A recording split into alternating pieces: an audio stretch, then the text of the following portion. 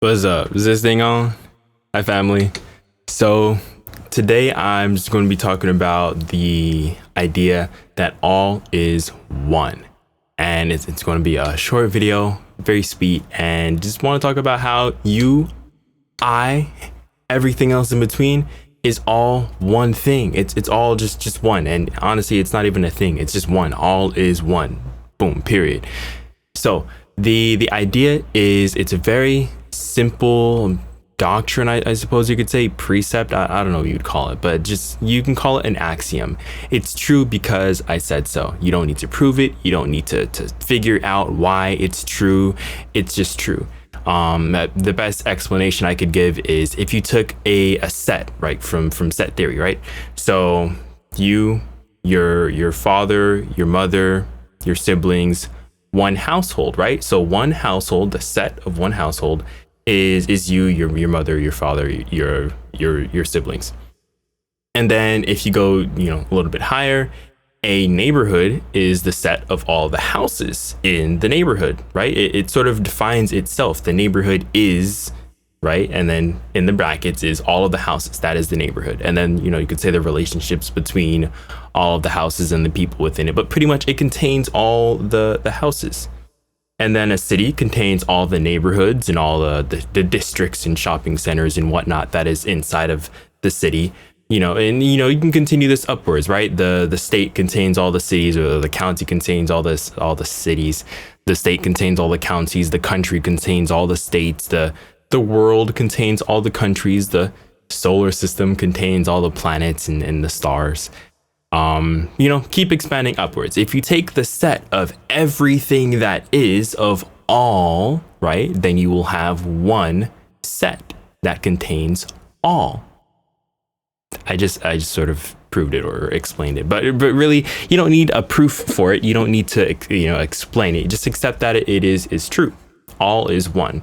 And then from there, right, once you have an axiom, you can build upon it. And you could say that the set theory involves another set of axioms, and then boom, that's how we were able to prove it. So it's not really an axiom, but nonetheless, we've got to all is one.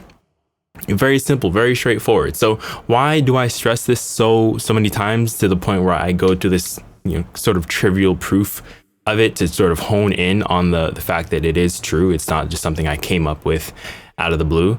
Well, it's because it's incredibly important. It sort of, as you can imagine, right? One household, one neighborhood, one community, one city, all of that has the all is one concept in it. So it is incredibly relevant in all of our lives, day to day, and everything that really it is, right? All sciences involve that same concept, all is one. So when you look to study pretty much anything, you can't just study that one thing by itself in sort of quarantine. Is that the right word? And you can't study anything in a sandbox, in a completely closed off environment separate from everything else. Take, for instance, the trees in that one dome that they were attempting to simulate life on the moon. The trees were toppling down because they hadn't really considered anything outside of the simulation dome. They hadn't really considered everything else. For instance, the wind. They forgot to simulate wind. They completely neglected wind. They thought, well, it's not important at all. And then all the trees were toppling down until they, added in wind to the simulation. And all of a sudden, the trees were standing straight, tall, and erect. And then they realized, well, maybe wind is important. So if you take a completely reductionist view of things and you just sort of reduce whatever you're studying to itself and then you forget everything else, then you may discover something. You may come up with very profound wisdom and information and knowledge, and you could even find some sort of scientific evidence of something and prove something. But it is always going to be somewhat lacking. You're always going to have something that you maybe didn't consider, that you maybe didn't realized was important, because nothing functions in a complete total vacuum, a complete total sandbox from everything else in the world, because all is one. It's all one grand system, one supreme, or one system that supersedes all other systems. One, you could even say it's alive if you decide to add some sort of personification to it. And because we are inside of this one grand system, the system is what is personifying us. So for us to personify the system is pretty much natural. You could say it is a supreme being. You see where I'm going with this? And you don't really need to add all these extra fanciful ways of thinking about it. You could just say all is one. It doesn't need to be something that is personified, something that is given some sort of personal attributes, but it inherently is personal. So, I don't want to go too down the rabbit hole of that, because we may lose some people, and we're struggling along the way, right? So I think there is a dog getting in the recording. Don't mind it.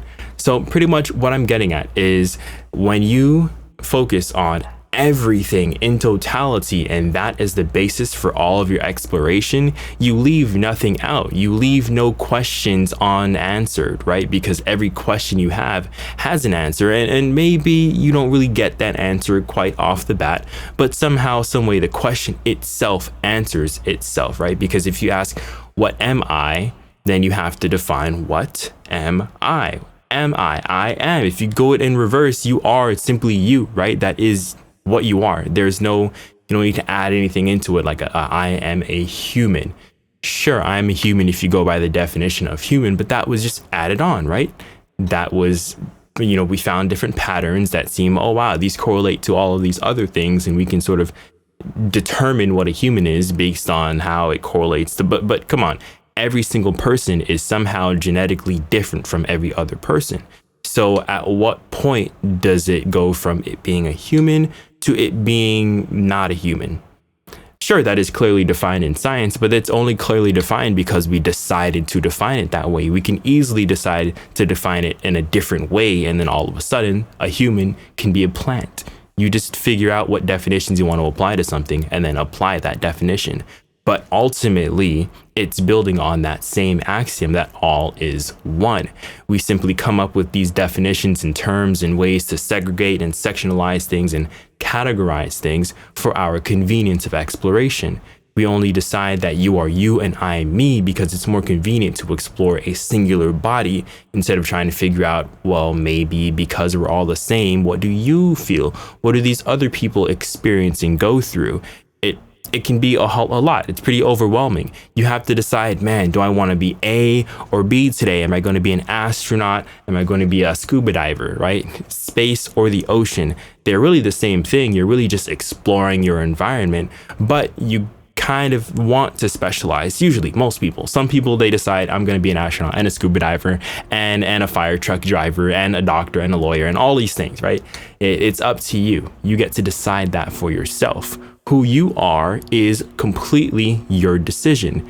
You don't have to have any external input as to who you are, because inside of you is everything, because everything is interplaying with itself. So you are being influenced, or you have the capability to be influenced or to experience everything that is.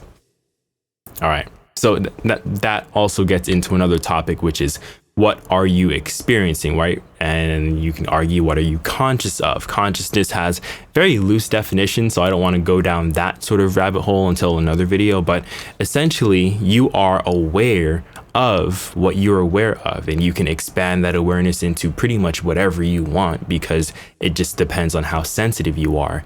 If you are completely subconscious, you're just moving as you move, without any real awareness of, this is a hand, you just move and it does its thing, then you're sort of like an autonomous being. You're an automaton. You're not really making decisions from any conscious aspect. You're completely subconsciously programmed. But most of our actions, our day-to-day actions anyway, are completely subconscious. Most of the things we do, most of the things we decide, most of the things we interact with and experience and think are so amazing and wonderful, and that we chose this for ourselves, checking the time, those are subconscious. So how much exactly are we aware of, and how much are we not aware of? Who's to say that I'm not absolutely influenced by the movement of Saturn and Mercury at the same time? And who's to say that I'm not able to be completely conscious of that influence? It may be extremely subtle, so subtle that you could say it's not even relevant. But what if it is? Who knows? If you completely just erased all influence of Saturn, of Mercury, you just took them out of the solar system altogether, and then assuming the physics of it stayed the same, so we still have the same orbit around the sun, then would I have any sort of difference in my behavior and my perception of reality? And what if somehow, some way, the movement of Saturn was having an effect physically on Earth's orbit, and that movement of Earth around the sun is what I was being influenced by? Then if the movement of the Earth around the sun became ever so slightly different, then how different would I feel? These are things that maybe we'll have no answer to ever, because it's kind of difficult to just erase a planet from the solar system for the sake of running an experiment. But these are things we can't just say are completely negligible, are completely ignorable, and we can just leave them out. Because just like the wind, who knows? Are they important? Are they not? Only after many, many years without wind and realizing, wow, things are pretty terrible, do you realize that, it may be nice to bring that wind back. We've gone so many years without any nutrients in the soil, at least in the Americas, because we've just completely neglected to add any nutrients into the soil. Well, most volume crop farmers anyway. Because you're not really incentivized to add nutrients and make sure everyone gets their daily value of vitamins and minerals. You just use phosphorus, nitrogen, and what was the other one? I forgot. But pretty much you just use that same, I think it's NPK. Would that be potassium? So if you just want the fruits to be nice and big and plump, then sure, that's great. But what are the long-term side effects of that? Have we really discovered, and have we really researched the long-term side effects? And if we have, how come we don't actually implement factors or ways to mitigate these side effects? And I say we as, because all is one. It is one big we, even if I'm not in the boardroom making the decisions. But it is important to consider, even if I'm not in those rooms. Why? Because it has an effect on my daily life. I know it has an effect on my daily life because it's kind of difficult to go to a farmer's market in my area where I know for sure they're doing absolutely everything they can to add the proper nutrients into the soil so that the fruits and vegetables are fully nutritious, are plump and sweet and ripe and delicious. For me personally, that's how I like my food. Not everyone does, and that's okay. Not everyone needs to get their complete daily value of vitamins and minerals. I personally would like to. So all I'm saying is that there are influences that we may not be aware of because all is one. Everything is constantly interplaying. These are what we would like to call the spiritual aspects of life. The aspects of life that are so subtle that they may not be perceivable in the dense material world that we experience, most of us, in our day-to-day, but they absolutely do have an effect. Even if it's so subtle, it's almost negligible. And I could say infinitely subtle. Just like an atom can be broken down into infinitely small pieces. You get the quantum realm, quarks and bosons and particles that seemingly teleport.